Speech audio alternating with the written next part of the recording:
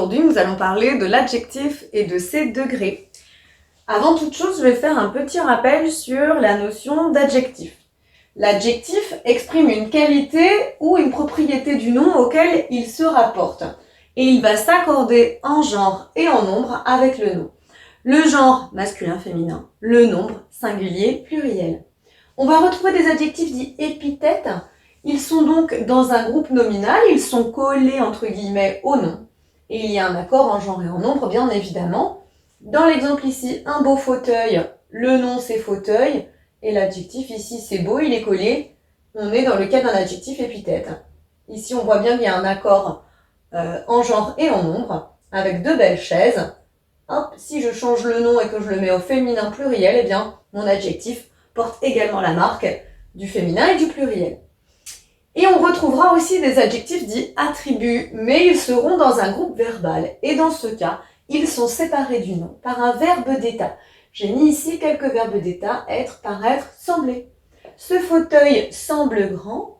Le nom c'est bien fauteuil. Le verbe d'état c'est bien sembler. Et ici l'adjectif c'est bien grand. Ces chaises semblent grandes. Voilà à peu près la même chose. Mais aujourd'hui, on va surtout s'intéresser au degré de l'adjectif. Comment marquer justement les différences de degré? Eh bien, on peut utiliser des adverbes qui vont marquer l'intensité. Une intensité faible avec peu, par exemple, moyenne avec plutôt, ou une intensité forte avec vraiment. Et à cela, on pourra ajouter l'adjectif. J'ai mis ici, on peut prendre l'exemple de sympathique. Il est peu sympathique. En fait, il n'est pas vraiment. Il est plutôt sympathique. Ouais, moyen. Il est vraiment sympathique. Là, hop, je peux monter et on sait que c'est vraiment quelqu'un qui est super chouette.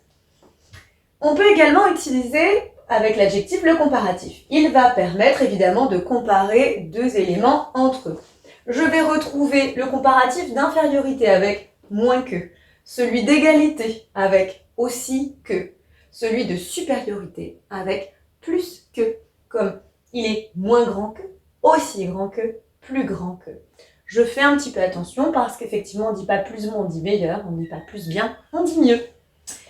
Je peux aussi avoir le superlatif pour marquer les différents degrés de l'adjectif.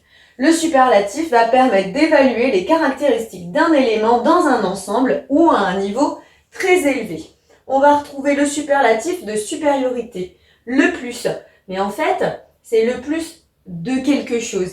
Pareil pour l'infériorité, le moins, mais en fait de quelque chose. Je peux dire c'est le plus grand, mais de quoi? De la classe ou du monde? En fait, implicitement, il y a une comparaison. On fait bien attention, on ne dit pas le plus bon ou le plus mauvais encore que bon. Voilà, mais on fait attention, on dit le meilleur, le pire. Ou le superlatif dit absolu, avec très, fort, extrêmement. Ou le suffixe issime, comme ici, il est extrêmement intelligent, il est intelligentissime. À toi de jouer à présent, afin de voir si tu as bien compris comment fonctionnait l'adjectif et ses degrés, eh bien nous allons pratiquer. On va commencer avec le comparatif. Donc là j'ai mis quelques phrases, la tour Eiffel est plus petite que, le chat est plus rapide que, le chien est moins rapide que, un acarien est plus petit que. Un escargot, un guépard, le Mont Blanc, une fourmi. Allez, on tente. La tour Eiffel est plus petite que, une seule solution ici. Le Mont Blanc, évidemment. Le chat est plus rapide que... Deux solutions sont possibles. On va mettre un escargot, c'est vrai. Le chien est moins rapide que... un guépard, bien sûr. Et enfin, un acarian est plus petit que... une fourmi.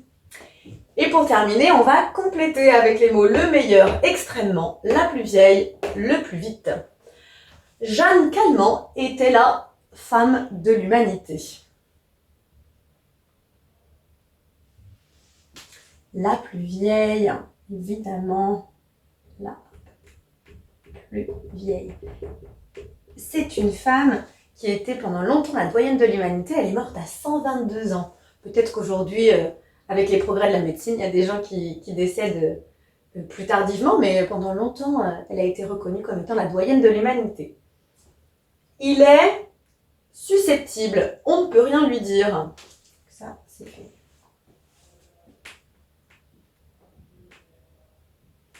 Extrêmement ici, hein. Hop. Il est extrêmement susceptible, on ne peut rien lui dire. Victor est de la classe en athlétisme. C'est lui qui court le meilleur. Voilà, Victor est le meilleur de la classe en athlétisme. C'est lui qui court le plus vite. J'espère que c'est un peu plus clair pour toi maintenant. Allez, à bientôt. Maintenant que tu as tout compris, entraîne-toi en faisant les exercices ci-dessous.